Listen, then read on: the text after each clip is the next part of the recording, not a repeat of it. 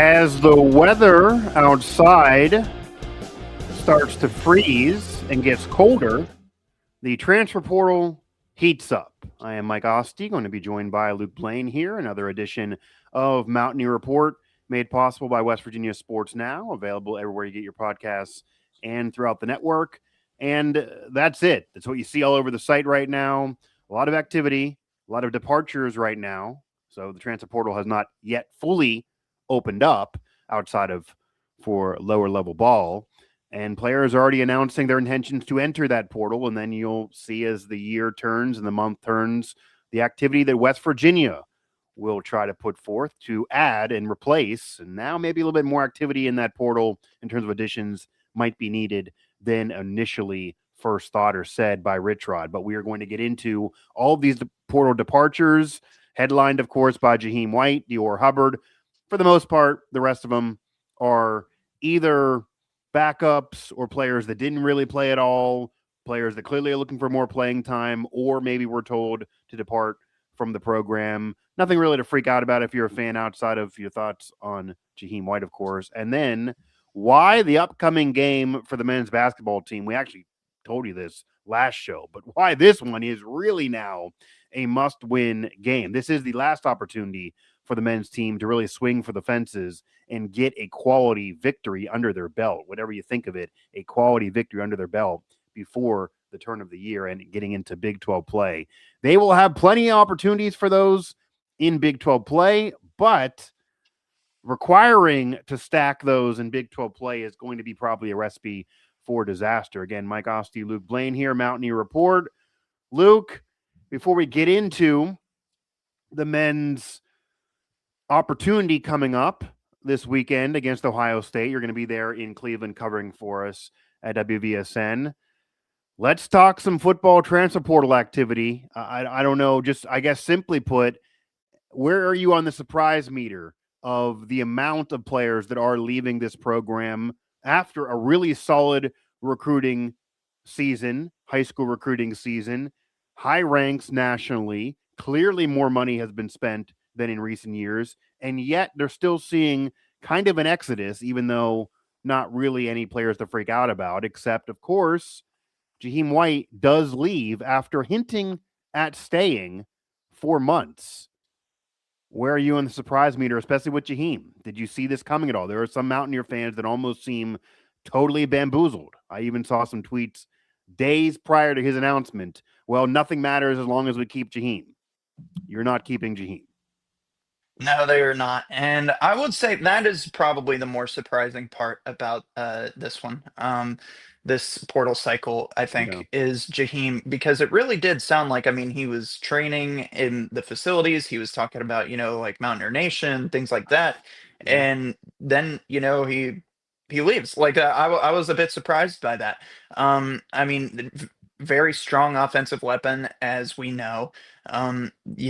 Like he was making play. He scored that touchdown in the Ohio game, which was the best the offense looked all day, was on that drive. So, Right. and then he gets hurt a few drives later, and then he's done. And then you saw what happened there. So, Yeah. very talented player. Um, I'm curious to see where he'll go. I know Penn State was high on his radar coming out of high school, but I was going to that say. staff has now moved to Virginia Tech. So does he want to Well, play at Penn State, or does he want to play for that staff, or does he want to go somewhere else? I know some people have told me North Texas. of course. I think he'd be crazy to go to North. I don't, well, I don't want to say he'd be crazy. I just think that his talent level is definitely still Power 4 talent level. Yeah. Yeah, And Neil I Brown think that gets him. He might be winning that conference pretty quick. exactly. I Yeah. mean, that would be a Like, P4 player to add to your G5 team. That would be a yeah. nice addition, of Neil course. Brown in the Yeah. CFP next year, man. I mean, that would be that would be something else. Yeah, I mean, if you want to have a betting on situation here of who gets there first between Rich Rod and Neil Brown, it looks like now, based on what we're seeing this year, of course, and we're not going Yeah. to make it a C show here with the two G5s getting in. They play easier schedules. They have an easier path, you could argue. If you're an elite G5, I might put money Yeah. on Neil Brown in there before Rich Rod. Right now, the path might be Yeah. there. But yeah, certainly if it gets Jahiem White, and who knows, depending on the health and if he can ball or not, Nika Markiel, maybe West Virginia South would be down there in Texas, in Denton. Could be. And Yeah, yeah, Penn but certainly one of them too, because I know that he wanted kind of an offer from there. He wanted to go there maybe in his heart. That was what he kind of always wanted. I've heard from people, but it just didn't really look like they really wanted him. And he went where he was really wanted by Neil Brown at the time. And then, yeah, you do make a point there with James Franklin, who didn't really want him then, but maybe he's impressed them enough since then, at least the 2023 season and that Mayo Bowl. I mean, he was the best player of that season, you could argue, when he really emerged. Maybe he impressed them enough, actually a couple years of his career last year, notwithstanding, maybe take him to Tech, which would be probably hurt Mountaineer fans more than Penn State. I mean, there's not really a Penn State rivalry unless you're, 50 plus years old, but Tech fans and West Virginia fans still got some hatred, even if they don't play. yeah. That would probably sting more, I'd imagine. But maybe not even any of those three. We'll see what happens. Yeah, could be. But I mean, everybody else on this list, it doesn't really feel surprising. The only two names that really caught my eye were Khalil Wilkins and Dior Hubbard. And I Right. think it became pretty evident throughout the season that Khalil Wilkins was not at the level he needed to be this team's starting quarterback. And, he can go somewhere else and develop and maybe potentially compete for a starting job. So, but Dior Hubbard, I mean, Dior Hubbard was consistently in the mix whenever he wasn't hurt in this running back group. So, I mean, I don't know. Could there be a big time turnover at that position where you see some new names pop up? Yeah. Maybe in the transfer portal, somebody. But those are the two. Jahiem White is obviously far and above all the others in terms of surprised, but Dior Hubbard and Khalil Wilkins, yeah, I mean, a little bit expected, but still a bit weird to say out loud, I guess. Yeah, and Khalil Wilkins felt like that was the inevitable decision he was going to almost have to make. It might even have been a decision that the program kind of said this might be best for you because, as we talked about before, clearly, if you just look at what they're doing already with interest and offers and kind of looking at other quarterbacks, including one I put on the site today, Rich Rod even said this. They're going to bring another quarterback in. Who knows if he's competing, who's really the 1A, if Scotty Fox has the edge or not, depends on who the guy is, really. I think it's at least going to be a situation like Jalen Henderson, and you hope obviously a better result than what he became at West Virginia. But with that said, you're going to have that transfer edition is likely going to be competing because I'm sure, knowing Rich Rod, he's not going to announce anybody until close to next season with Scotty Fox, and not two young QBs. Like, to have Khalil stay there and be below Scotty, or even if he says they're equal, it's two young QBs who are very similar against the veteran transfer. Feels kind of redundant. It feels like he probably would end up being the third guy and not playing. So there's no spring portal now. There's the one window. Maybe if this was last year, you might have seen a scenario where Khalil Wilkins would have stayed through spring ball and then leave, at least to get a power 4 spring camp if he's not going to be a P4 quarterback. But with that not the case and only one window, I thought Khalil would go. Dior Hubbard is a little surprising, maybe even more so than Jahiem White for me. I mean, Jahiem does stand out. He is kind of shocking. It does definitely hit the team. But at first you could get a surprise, but when I thought about it, it's like, okay, I knew that last year that he had to be convinced multiple times. I mean, Steve Slayton told me on a show he had to call him multiple times. I talked to him multiple times. That was before and after Chad Scott left. And of course, Chad Scott, ironically, is still available. So, but without Chad Scott there, he was a Neil Brown recruit. I don't know if he ever really felt comfortable under Rich Rod, even seeing him at practice. I mean, not going to totally uncover what was said, but he was getting yelled at more than ever under the Neil Brown staff, just different stupid things. They run a tighter ship with Rich Rod. They care about whether you have your jersey pulled down or whether it's halfway. They don't want chains on the practice field. Things that Neil Brown did not care about, let's just say. So I don't know if Jahiem was loving that vibe, and then he got hurt, and it does suck to never be able to say you got. I mean, everyone said Jahiem White would be the perfect fit under the Rich Rod offense, and we got a game and a half. We got a game and a half of it. So that does suck to have that what if story exist. But I wasn't fully shocked knowing that he had to be convinced even the year before and then had this injury plagued year. I was only really surprised because, as you mentioned, he kept saying he was going to come back, or at least hinting of it. There was reason to believe he was going to come back, and it wasn't just us. Almost all of media was writing articles 2 months ago that he's hinting at coming back, and then he doesn't. And at least, these players, I'll put the caveat out there. We've seen this in basketball happen more than football, but you enter the portal. They could, I guess, come back if them and the coaching staff decide that's best and they don't get another opportunity that they prefer. You're just entering the portal. It's like you're dating, but you're not actually getting married to anybody. So you could go back to your ex if you don't have a ring on your finger. It's very unlikely, and we're basically assuming these guys are gone for the purpose of this. And many of them did kind of say, hey, thank you, WVU, we're leaving. So Jahiem didn't fully put that out there, but he's basically gone. Dior Hubbard, though, I was more surprised by it. I saw a fan say this. I saw some fan conversation, and to give them credit on this, I actually do think you could argue the Dior Hubbard departure is maybe a bigger deal. If you kind of were assuming that Jahiem maybe could leave, and he didn't really maybe feel comfortable there, and if you're Rich Rod and probably thought, okay, this Dior Hubbard was a Neil Brown recruit too, but Jahiem White was more of a Neil Brown guy.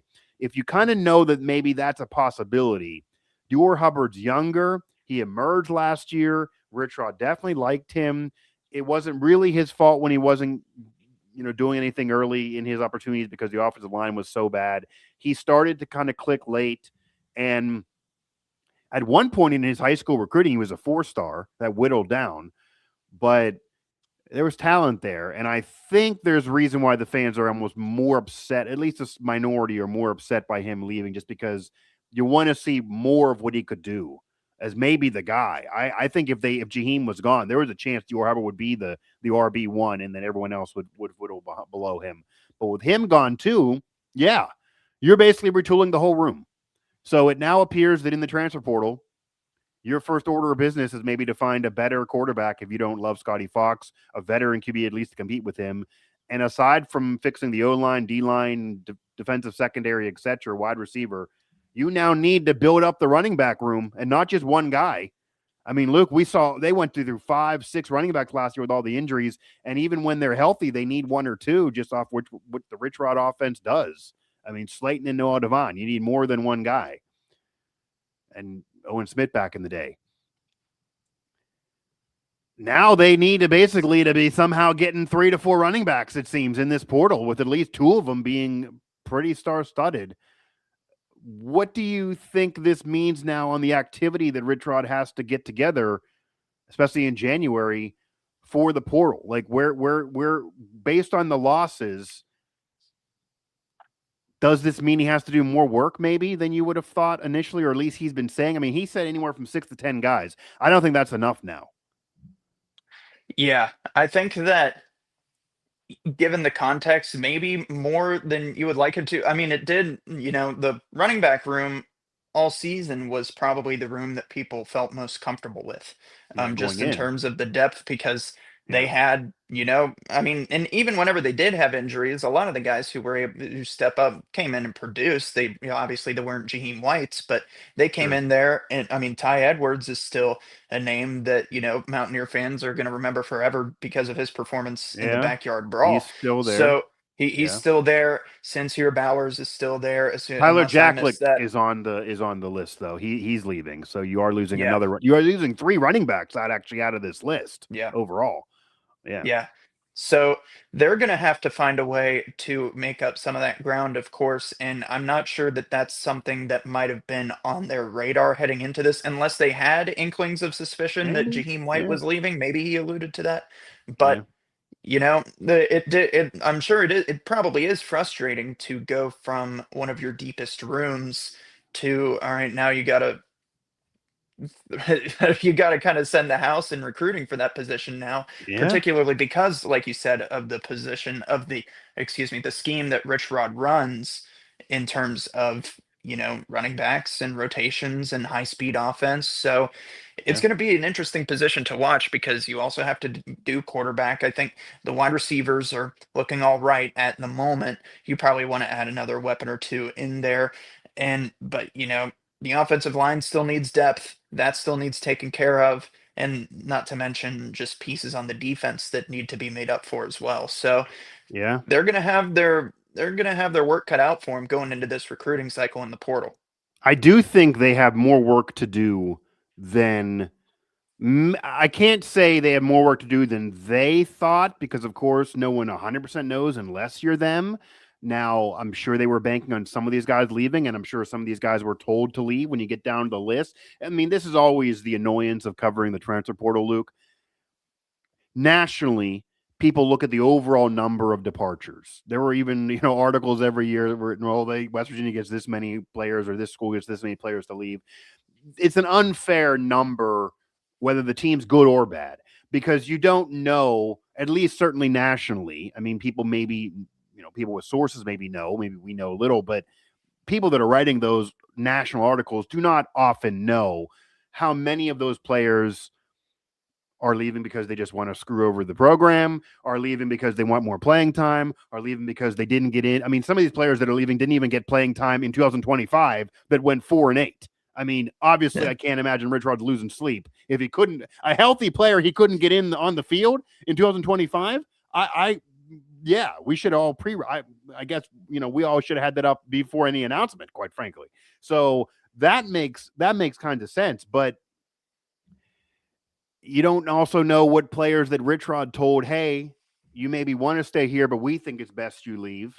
There's Khalil Wilkins examples that who knows, maybe if he would have wanted to stay, if he was maybe the Scotty Fox instead of being below him in that pecking order, if he had the end of the season that Fox had, and if he didn't get hurt, maybe he would have been more inclined to stay. You just don't know. So Jahiem is a major hit for sure. You cannot say he's not. I mean, the fans now trying to argue, well, what did he do? He's overrated. I mean, come on. I mean, like everyone loved him when he was playing and healthy. He obviously was the top back the last couple of years, at least with CJ Donaldson. I think he was better, honestly. He got hurt last year. It sucked to not see him more under Rich Rod, and that's a hit for sure. The only other one I would watch, and I've been saying this, I would watch Cam Vaughn just for the fact that obviously he lost a little favor towards the end of the year. I know for sure there are people within the program that don't really love him all that much, at least personality wise. He was a game breaker and really their only playmaking wide receiver last season. But Rich Rod also talked about route running and things he doesn't do well. And yes, he was with him at Jack State, but I even could take some of the comments Rich Rod made without naming his name, maybe as subtle shots at him based on what everything else that I've heard. So I wouldn't be shocked if either he's told or he chooses to leave. And if that's another thing that happens, Luke, I mean, again, then you're on the board. Really, even if he does stay, what you need to do to try to win the Big 12, which is what they want to do. So this is how I have to talk. This is what they want to do.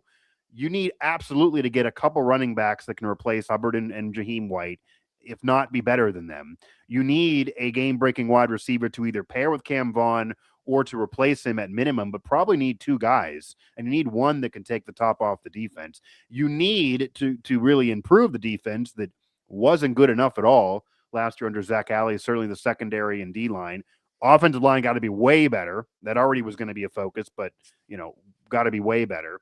And you need a veteran quarterback, and I think somebody better than Scotty Fox if you're trying to win the Big 12, but maybe he's your guy, but you need somebody at least to push him. A lot of work for Rich Rod to do.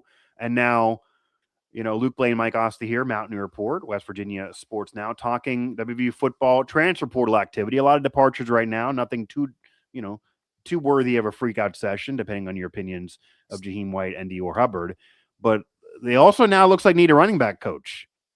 Luke, I mean, how much does that now play into the offseason? And I mean, people are going to bring up, do you promote Noah Devine? I can tell you right now, Steve Slayton, who I talked to, has no interest in coaching and is loving to be basically, man of the house in Houston and watch his kids play and, be a family man down there. So he's not coming. He's not going to be the running back coach. But how much does now needing a running back coach and Larry Porter leaving after 1 year to go back to Auburn shake up the offseason too?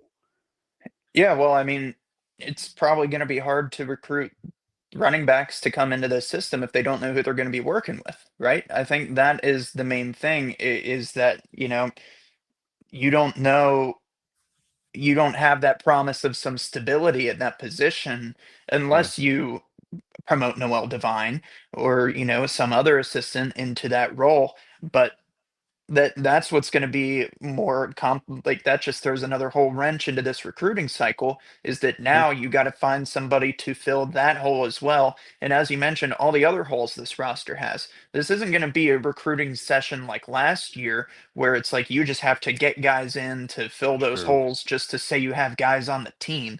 This is one of those situations where it's like now you have the building blocks, right? It's year one, and you don't have that grace period like you did pre-transfer portal and NIL. So how are you going to fix it? I mean, this team, like you've said, Yeah. they keep talking like they need to be contenders in the Big 12 next season. They need to be in the conversation for the Big 12 championship at the time when WVU was 3 and whatever. It was this is a big year for Rich Rod and this team, and there's a lot of pressure. And now losing the running backs coach just adds that on. Yeah, and that might not have been too surprising either, because of course Larry Porter's going back to a school that he had been at previously, and he wasn't really like a Rich Rod disciple or WVU disciple. He was one of the weird additions, you could argue, of the coaching staff. He's an accomplished running backs coach, but Zach Alley and Larry Porter were the two big name, big money assistant coaches brought in last year. Zach Alley obviously had the Rich Rod connection, and he's getting paid a lot, but Larry Porter just came over to coach running backs and deal with the Rich Rod offense and try to work on the Rich Rod offense, and he's getting paid decently to replace Chad Scott. They got him late in that cycle too, and kind of stole him from North Carolina after their Mac Brown departure, and didn't really want to stay with Belichick. So he never really maybe was a lifer, but it definitely is an issue now, because it'd be one thing if you were going to keep Jahiem and keep Dior Hubbard, and then you could hire a running backs coach and tell him, hey, you're going to coach these guys, and then we're good to go. But now you need to hire that guy and then tell him, we don't know who you're going to be coaching. So help us try to find some, or find those players and then hire the running. I mean, I guess you could wait on the running back coach. It's not like a head coach. You could hire that guy after, if you want to bring in the players and tell them, hey, I'm selling you on Rich Rod and WVU and play in the Big 12, and then hire a running backs coach later if you're not promoting Noah Devine. I love Noah Devine. I think it's awesome he's there. He's a great guy. He was a great player at the program, a top recruit. But is he ready for that role too? I mean, that's a big difference than what he was doing. He was kind of always tagged around somebody, doing a lot in the weight room. At practice, he always would be next to Larry Porter and ask him, hey, when are we going to do this? Or here's my idea. To be the guy, despite being a great former player, it's a different role. I don't know. I mean, maybe he is ready for it. So that's just the question to ask. Is he ready for that? Is that something they want to do? Would they rather find somebody else? Especially because, Luke, you could mess around a little bit last year, even though they said they wanted to win right away. It was literally year one. Some people called it year zero. Despite Cignetti's success, that's a rarity. You need to bring 80 players in to just fill out the roster to have a team, as you said. I don't think any fan totally, off the wagon from just a bad year one with all those injuries. But when you have a great recruiting class, you're clearly spending a little bit more money. Rich Rod does say you got to be a contender, soon again. Year two, it's a little different. I mean, you certainly can't go 4-8, and you don't have to win the Big 12, but I think you definitely got to make a bowl, if not securely make a bowl with 7 wins or so. It's kind of what we've said. And even to do that, you need to improve this roster as it is. So it's a little different. You can't just kind of be messing around and saying, okay, year one, Noah Devine, do whatever. Year two, you got to make sure people are ready. Like, this is getting into serious business here. I mean, if they're 4-8 again, I've always said this. I don't think Rich Rod's guaranteed to go through this contract if they do not win, just because he's a Hall of Famer within the program. I do not think he is. That may piss off some fans, but he has a 5-year deal. We're going into year two. I don't think he's guaranteed to go through 5 years if they don't start winning some games. And beyond even just getting into a bowl game. Luke Blain, Mike Asti here again, Mountaineer Report on WVSN and everywhere you get your podcasts. So that'll be very, very interesting what happens. And yeah, they need to do a lot of work in the portal, but no departure with the exception of Jahiem and Dior Hubbard is worthy of freaking out. And by the way, I have Nico Markiel on our list based on what I've heard from sources, based on kind of what he was saying to people, based on what everyone really was putting out there months ago. I can't say that he has not fully announced it, so who knows? But I cannot imagine he is back. So he's on there too. But that also certainly was expected. Now to turn the page though, to a program that they're done recruiting and building a roster right now. Their main focus is not next year. Their main focus is winning games right now. And that is Ross Hodge and the men's basketball team. And they are not winning games at enough of a pace. They have a winning record, but they basically don't have any big wins and are losing all the big games outside of the brawl, which, as I've said, it might be a big win for you emotionally if you're a WVU fan, but Pitt is going nowhere. Their metrics are bad, and that is no longer a quality win for West Virginia, so they need some. They have Ohio State coming up, a team that actually lost to Pitt. It's in Cleveland, kind of a road game. Before we fully get into that, I guess what happened against Wake Forest? I mean, what happened recently? I mean, they've had a win as well since last we talked, but the last couple games, I can't imagine any Mountaineer fan is really feeling any better, I guess. Yeah, well, I think that we saw exactly what I've said that I was kind of wary of whenever I heard that WVU was hiring a defensive-minded coach. And I don't Yeah. mean, I'm not bad-mouthing Ross Hodge here, is that if you're, I don't want to say primary, if you put way more weight onto defense than you do offense, which I do understand what he said, where like, it's offense is complicated and you have a lot of new players, and that's why you have to root your identity in defense. I think that's fair. But we are starting to see what happens whenever the offense can't respond to a team like Wake Forest. And even if you play perfect defense, perfect offense beats perfect defense every single time. And we saw that in that game. I mean, Juke Harris, he's going to be playing in the NBA. He's having a stellar season. He's a 6'7" guard who can shoot the three ball. He was making shots whether there were guys on him or not. So Wake Forest, regardless of the perfect defense, is putting up points, and WVU just didn't have enough to hang in there with him unless it was Honor Huff. And Honor Huff shot 17 threes. And I know that's what you brought him here to do. I know that's his bread and butter right there, is shooting the three ball. And that cannot be your only form of offense. And he made some impressive shots. He did, like, literally stood with the ball in the corner, had a guy in his face like this, hand right there, and drilled it. And I mean, it's like, yeah, that's incredible, but there's got to be some other opportunities to make things happen with other players. And obviously Eagle staff had a bad night, and Hodge kind of alluded to that in his past presser after the win over Little Rock, where he said, they start with defense, and he wasn't giving them what they needed on defense. So that resulted in him having his season low in minutes, and he didn't shoot the ball a single time. Turn that around to Little Rock. He and Honor Huff both have 20 plus points, and they have their second highest scoring total of the year. That's what you're expecting out of this team coming into this season. And I just don't know if they've had, I don't want to say the offensive opportunities. I will say I do think that there needs to be some changes to the offensive system. I think there's a distinct lack of movement off the ball. And I think, like, during Wake Forest, a lot of the strategy was to just get Honor Huff the ball as well, which is great. He went on like a 9-0 run by himself.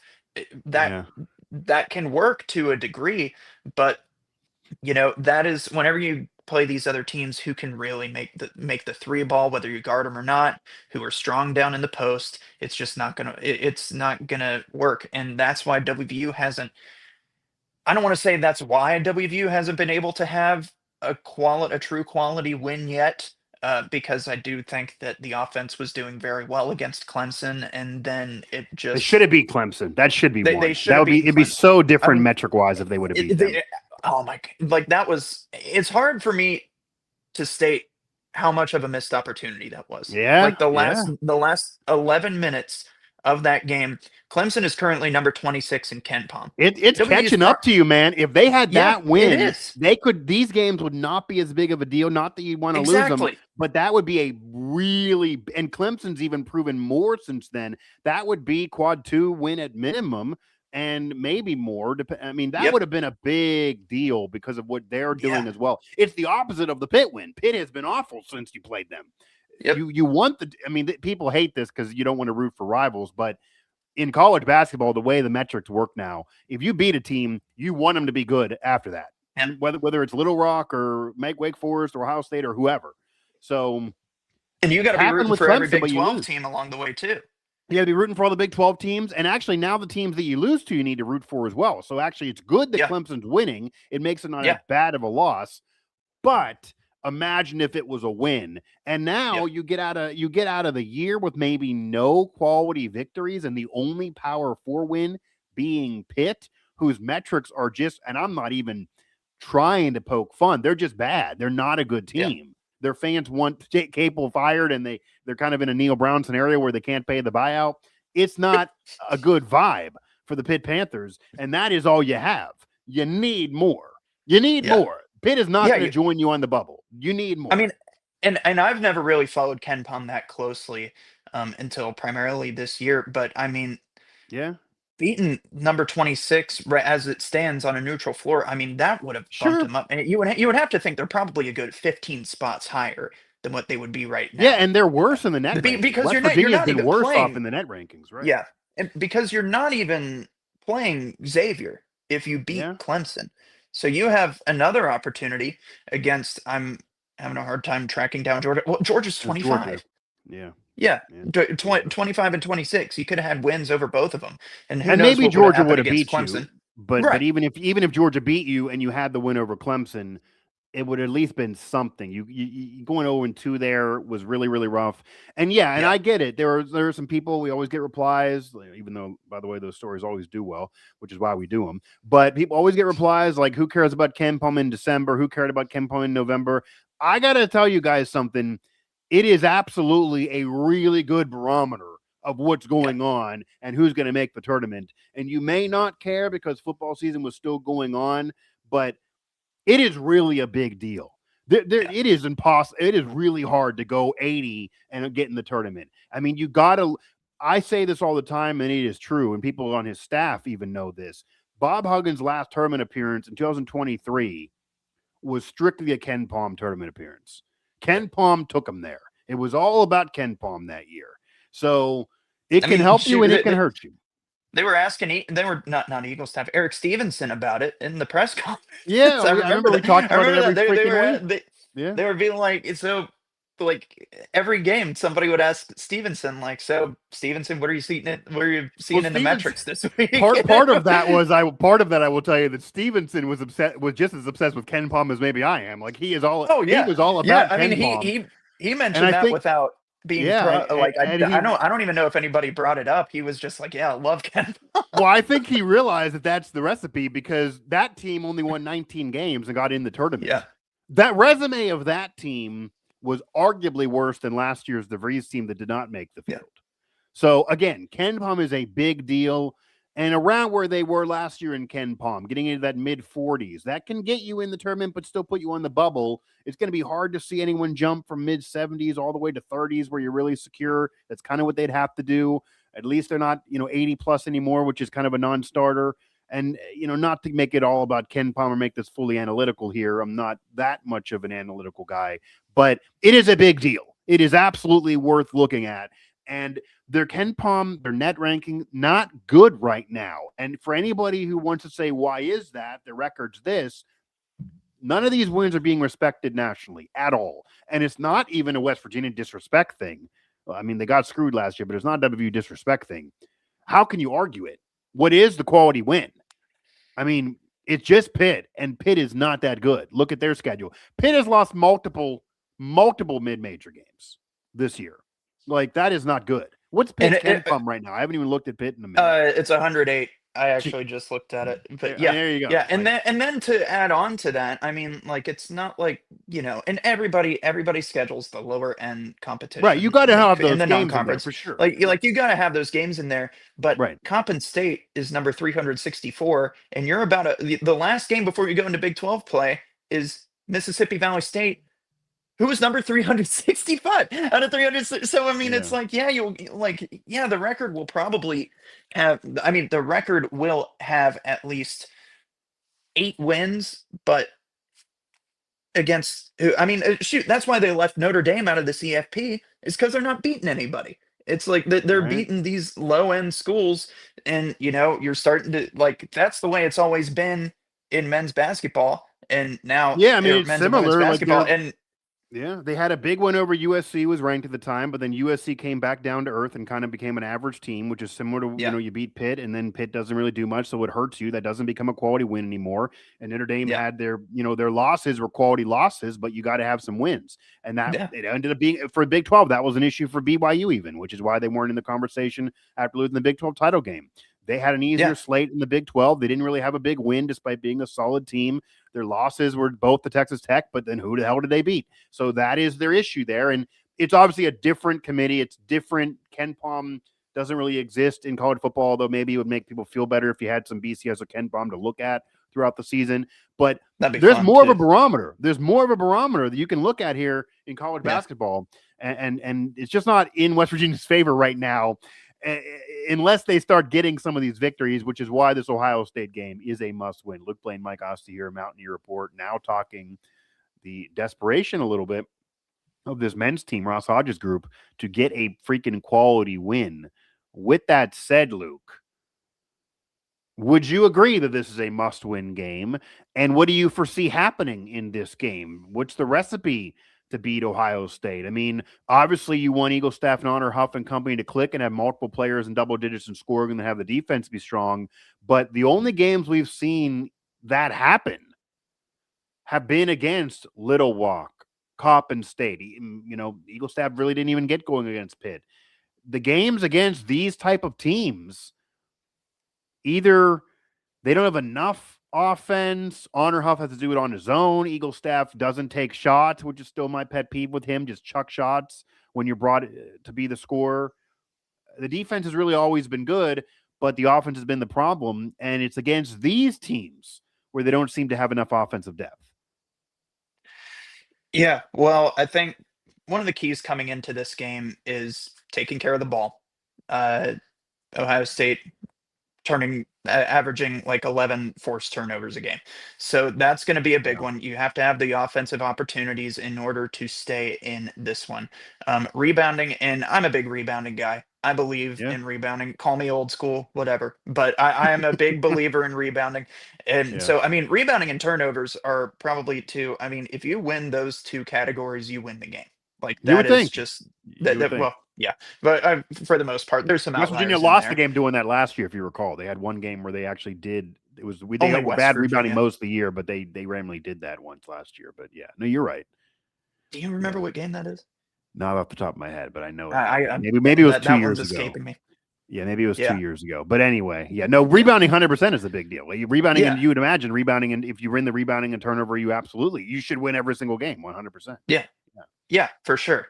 I think that, you are like they have a very quality player who's been there. I think this is year 4 for him at Ohio State. It's either year 3 or 4. Um, yeah, senior Bruce Thornton. He has not played anywhere else. I mean, he's a great player. He's leading the team in scoring this year by a mile. Very quality player. Could be playing in the NBA one day. So, and senior guard, so you might see Jasper Floyd on him, that might mix up some looks, but you got to be able to limit him. But they have 4 players who are scoring double digits. So there is going to be a need for defense on the way. And also, I mean, maybe this is just where the WVU offense is right now, but you have to win fast breaks and you have to win the points off turnover battle. And that's just because, it does remind me of the women's team a little bit, where the half court offense isn't as strong as you would like it to be. Sure, Like as long, but if you can win by doing that, as long as you're not using that too much as a crutch, and I mean, you got to think also after this game, you're going to have one game in the next like 3 weeks That's true. for the Christmas break. So I think like this is the time. Do what you need to do to get through this game. Turn them over, win points in the fast break, points off turnovers, things of that nature, and then take some time, solidify the offense, maybe figure out some new things that you want to trot out against Mississippi Valley State on the 22nd, and then have that ready because you're about to step into the number 2 Ken Palm team, Iowa State, to kick Yeah. off conference play and to start the new year. And Yeah. like that's just Yeah. You unbelievable. want a barometer? There it is. Yeah. Yeah, exactly. So you're Yeah. gonna, I mean, I you Yeah. know, it is kind of to the football extent where it's like if you go out there and win every conference game, then Ken Palm doesn't matter or whatever, or like, Sure. the non-conference record won't matter. But Yeah. the Big 12, if somebody does that in Big 12, they're going to be writing documentaries about them for the next years. They'll get a feature film out there or something like Yeah. that. Some You know you're going A-list to lose actor is going to be games. playing Ross Hodge. It'll be so. Yeah. But you know you're not going to get them all. You do need to get some big ones now that you are in the situation you're in, especially if you don't win against Ohio State. So it's just all a matter of, Yeah. how desperately do you need to win? Of course, they want to go out there and win every game, but there's some things that they're going to have to key in on against Ohio State, especially now that it's looking like they're going to get their first road environment.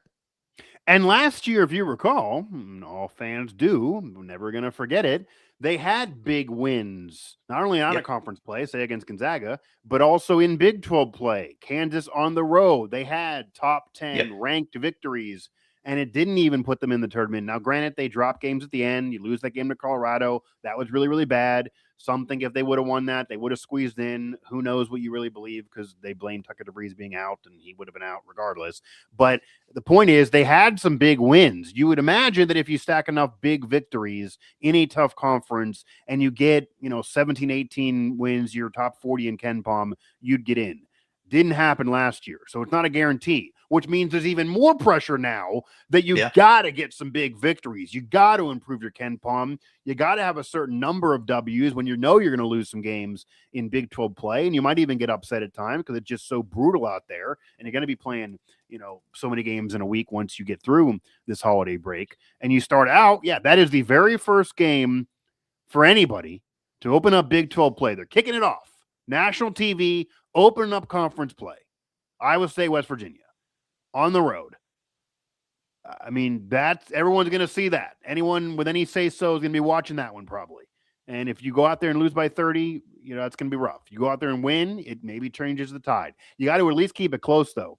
The beauty of Ken Palm, which helped the team a couple years ago again during the Stevenson year, is, Luke, I mean, and let's be real. They're going to be obviously the underdog for that game.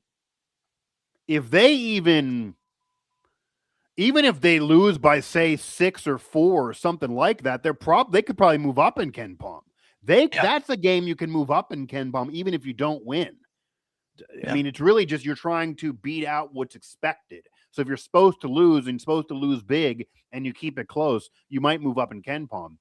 But if you lose by 30, nothing will matter and you probably move down again. So they need to, and they won't keep it close if they don't start playing better. But this Ohio State game is a big deal to get some quality wins on the board. And they can beat them. I mean, Ohio State did lose to Pitt. Yes, it was in Pittsburgh. They lost off a buzzer beater, but they didn't really play well throughout that game. And we saw what West Virginia did to the Panthers. They're a beatable team, even though it's in Cleveland. And you might have some fans there that drive down there. It's not that far. It's only a couple hours. It's not in Columbus. Maybe it won't be as bad as if it was fully a road game. So it's a winnable game. It's not a game that you can just go ahead and have it be an excuse. Maybe you could chalk it up as kind of a road game and have it be a losable game if you would have beat Wake Forest in West Virginia. I mean, like that was really a home game for you that you punted away. That was maybe more of a winnable game than even Ohio State. And the other problem too, Luke, is, in college basketball, the conferences that are the top two, it's the Big 10 and the Big 12. So it'd be great to beat a Big 10 team, but you're more likely to lose to them maybe, especially on the road. losing to an ACC team where it's kind of top heavy and the depth isn't really there, that hurts the conference even for the Big 12. So losing to Wake Forest isn't even good for the overall collective. Brett Yormark probably rolled his eyes at that loss. Like that was just all kinds of bad. So yeah, they need to find a way to get this win for sure. But separate even from the Ohio State game here, as we kind of wrap it up. I mean, Eagle staff was the focus of Eagle staff has been the focus of Ross Hodge's press conferences a lot this year. And Eagle staff has had a roller coaster ride of a season. Started off real slow, not taking shots, not hitting the broadside of a barn. Ross Hodge really tried to defend him, said he was playing defense. They were winning at the time. Then he starts scoring, had a 20-point game, and then they're not winning those games. The team isn't really winning. They get exposed to the team. And then, as you mentioned, he loses minutes because he wasn't shooting, but he also then wasn't playing well defensively. As someone who's covered this team every game here and been talking to him, how do you gauge the real thoughts to try to get in his mind of how Eagle staff is playing for Ross Hodge? Like, do you think at all maybe he's getting in the doghouse if he's not getting it done, not scoring, and then he's not always losing minutes? Can you read into that at all? And then separate from that, do you think we're close, if it does not work out against Ohio State especially, to seeing a real change to the starting lineup? Ross Hodge alluded to it in the summer that he's not against changing lineups mid-season. If this continues, I'm not saying you make Eagle staff a bench player, but do you tweak this lineup at all? Is there pressure to start doing that going into Big 12 play if this exact recipe continues and in Cleveland, it's still the same old story? Yeah, well, that is a tough one because I never like to speculate as to what somebody might be thinking. Yeah, I think I know. that I feel like in the Wake Forest game, I really do think that that benching kind of came on the defensive side. That is what, Ross Hodge Sure. said, talked about effort and defense in that one. And, Yeah. he said he was like, Trayson knows why he he wasn't getting the minutes he would have liked to in that one. But you turn around, he plays 24 in the next one. And, Yeah. he was being aggressive from the floor. He shoots 8 for 14, 5 of 10 from 3. I've said it, that looked like the potential WVU offense that we all expected Yeah. coming into this year. The 1-2 punch of Trace and Eaglestaff and Honor Huff, they combined for points. So Yeah. say it doesn't happen. Say you have another Wake Forest situation where he plays a particularly low minute count. I think I will say that the only other option I could really imagine to slide into the starting lineup other than Eaglestaff would be Chance Moore, who has been playing very well this season. I've really Yeah. liked what I've seen from him. He's Right. been rebounding, defending. He adds another dynamic to the offense whenever he's out there and the way he gets downhill. But I don't know. I really do think that because the way that I've thought about this season with Ross Hodge and the way he's been speaking about the team and their progress is it feels like he has just a deep understanding that this is a team full of no returners who's meeting each other for the first time coming into this year, and then Yeah. they're trying to Yeah. figure it out. And I'm not saying like I'm not taking a side there on that one, but I'm just saying that's where it comes like for me when specifically when he says things like maybe they won't reach their full potential. Sometimes that doesn't, sometimes that happens, which was kind of a shock to hear someone to hear a Sure. coach But say. part of the But sales pitch of him also was that he only had a couple years as the D1 head coach at North Texas, but being a junior college coach before and having so much success, he was doing the portal life prior to the portal. So he's yeah, had these rosters where with no returners most of his career. So you would think actually that was one of the sales pitches of him that if any coach can handle this era, it actually would be him, even if not the major D1 experience for years on end. So for that's yeah. hard to use that as an excuse when that was part of maybe what he could do. I think also I think he is always ready to defend Eagle staff. I think Right? I think I think he hears the noise sometimes. I think Eagle staff's heard the noise. Well, Eagle staff said he heard the noise Okay. after this past game. He said he's, like just had to tune out the noise and go in and work, and he put up his best performance of the year this past Yeah. week. So I think Hodge sees something in Eagle staff, which feels crazy to say because everybody sees something in Eagle staff, right? Yeah, I mean, It's he was just highly recruited. yeah, Everyone yeah. wanted I him, mean, right? it's just Yeah, like right. like he was initially going to an SEC school. Yeah, It's not like we're talking about some 3-star guard that yeah, came in and fans are questioning why he's even getting minutes. No, it's Trace and Eagle staff. Like, and I think that yeah, that's probably what's frustrating to fans, especially after the early part of the season. Whenever he's still figuring things out on offense, he's not shooting the ball yeah. as much. So, and obviously, that is I will say that is a problem. I'm not going to hold back and say that it's not a problem that he's Yeah, not because I mean, shooting the we ball. talked earlier on in the season on a past show. I think we kind of even threw out the Ohio State barometer of he's going to start needing to figure it out by then, or maybe do you consider a Yeah. change? And it was more of like in jest, and it was just randomly throw some. And that was like 2 months ago at the time. But now we're here, and he's still been very Yeah. inconsistent. We've seen the peak, but we've also seen the floor. We've seen games where he doesn't take shots. We've seen him score 20 points. I mean, he doesn't have to be what he was last year because he didn't, as Ross Hodge said, it's different than others who need the ball, where last year was just all him taking 25 shots a game. It's not the life now. But I think it's a little alarming that exactly what Ross Hodge was defending him for early in the season when he wasn't scoring was that he was still bringing it defensively, so get off his butt. Then he ends up kind of getting benched for defensive effort that wasn't there.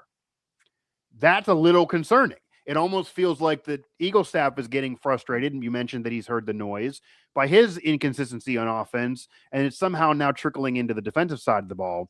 And if he doesn't bring it defensively against power competition, yes, he did against Little Rock, but against power competition, and he's not scoring enough, and he's not taking shots, then I think it's very valid to consider removing him from the starting lineup because again, they're desperate to get some wins. They can't. This is not like an exhibition season where you can just kind of figure it out. They're done with that. They could have been figuring it out early in the season and tinker with things, but if they would have had the Clemson win, if they would have beat Wake Forest, you maybe could do a figuring it out and just say we knew we were going to lose to Iowa State anyway. Let's figure things out. You really don't have room now. There's not much wiggle room. I mean, I'm not trying to be like, extra negative here on December 11th, because I know that, March is very much, in the future, but it's the truth. They got to put out a winning product and a winning lineup and whoever they think is going to help them win right now. And maybe it's not fair to hold the NCAA tournament even on Ross Hodge in year one, but he said he thought they could get there. The fan base is sick of missing the tournament. The pressure was there, and he knew the pressure was there, even though it's his first year, and he's not at fault for Huggins or Eilert or whatever else, or DeVries leaving. So again, it's not going to get any easier when you turn the calendar at all. I think that is probably one of the more frustrating aspects of this team is because I truly believe there is too much offensive talent on this team for them to not be Big 12 contenders. And that was Yeah. always my idea, right? I think that Yeah. they have the offensive firepower, and you pair that with a defensive-minded head coach, you have a recipe there for success, but I don't know if the offensive system is setting them up in the best way for that success. And I'm not, I've never been a basketball coach. I've never thrown together an offense. Neither have I'm I. not gonna I'm not Right. gonna sit here and claim to know that everything that this team needs to do, but Sure. there's so many times where they go on these 4+ minute scoring droughts. They, they're if this is still the case, at one point in the season, actually like within the past week or so, they were Yeah. averaging a lower points per game than North Texas. So it's that is just, they And like there's more you're talent on this team. Yeah, that's yes, crazy. there's way more talent on this team. And I think, you can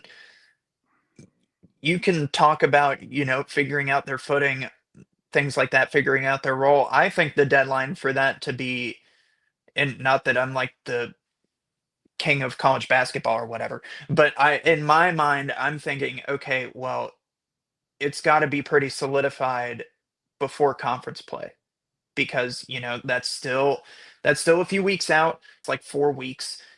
That's what You'll I have a mean. time There's to not take a break. much until then. You can practice it, I guess. You can figure Yeah, it you out can practice. during Yeah, practice. like Yeah. that's what I'm thinking, practice, get it in there and then implement it onto the court, because you Yeah. do have a little bit of a break before Mississippi Valley State after this one.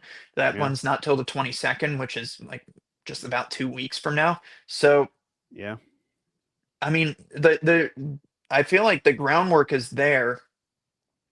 There's a potential for there to be a foundation there Yeah. that you can I build think, off of going into Big 12 conference play. yeah. And I think this roster should at least be a bubble team. We'll see if they get there or not. It does feel like that the team overall and the roster overall is underachieving a little bit, with the exception of Honor Huff and Harlan Obioha. Like, they're getting it done. DJ Thomas getting it done from earlier in the year. Chance Moore is getting it done. But overall, collectively, they're not getting it done enough. They've been squandering some opportunities so far. And the other end of it, I guess, as we kind of wrap things up here, and we'll see what happens against Ohio State, that maybe you're kind of pigeonholed into this lineup, at least with Eagle staff, regardless of what's going on, because as you mentioned, Chance Moore being the other option. Chance Moore has been such a great spark plug type of player his whole career, that if Yeah. you throw him in the starting lineup when he's not used to doing that and that's not really his game, that could really screw him up. Maybe he wouldn't be as effective with double the minutes. You don't want to lose that. So if you lose Eagle staff and you lose Chance Moore and have him regress, you're then really screwed. That's how you get blown out. So we will see what happens. Eagle staff could easily turn around and score 25 points and wouldn't shock anybody. I mean, he's done that before in his career. It certainly can happen. The minutes he gets, though, will be very interesting to watch. Be very interesting to watch, especially if he starts out slow. Because that is, I think Ross knows this is starting to get in must-win territory. You got to get these big swings. You got to hit some of these big swings, and they can't mess around. So it'll be interesting, the minutes the Eagle staff gets for sure in Cleveland, and then moving forward as well. And we will see if they come out a little different starting the new year, because, the out-of-conference schedule didn't go as well as it really needed to go to really lock up feeling comfortable about the tournament, even if they get this Ohio State win, but it's definitely critical to say the least. Luke Blain, Mike Asti here. We will have coverage, of course, barring the weather in Cleveland on location there. If not, we'll have coverage nonetheless, even if the weather stops us from attending. But, then we get into Big 12 play and onward and upward from there. But, yeah, if you can ignore the Ken Pom stories if you want, guys, but they matter, and they're going to start mattering more. Because I'm gonna be curious after the Ohio State. So that's we're definitely gonna keep track after the Ohio State game. But that'll do it for this edition of the show. Mountaineer Report, again, available thanks to West Virginia Sports Now and available everywhere you get your podcasts. A lot to keep track of on the site with the football activity, the basketball team, the women's team at least got a major victory, their first since Duke. Which when I read that from Griffin, I was like, man, that's in terms of a big time, they won since then, but in terms of a big time. Oh, yeah, I was about to say, I was like, no, they won since then. No, they won since then. They actually, if you recall, there was even one where they won by over 40 points, I believe. But that was it. Yeah, that was Mercyhurst, right? Mercyhurst, right? Yeah. But that'd be the major win is what I'm saying. Yeah. First one since Duke, and they beat Georgia Tech, so they got to stack those as well. But that'll do it again for this edition of the show. Happy holidays. We're now in the holiday season. And yeah, I would say West Virginia is a must-win game this weekend. So tune in.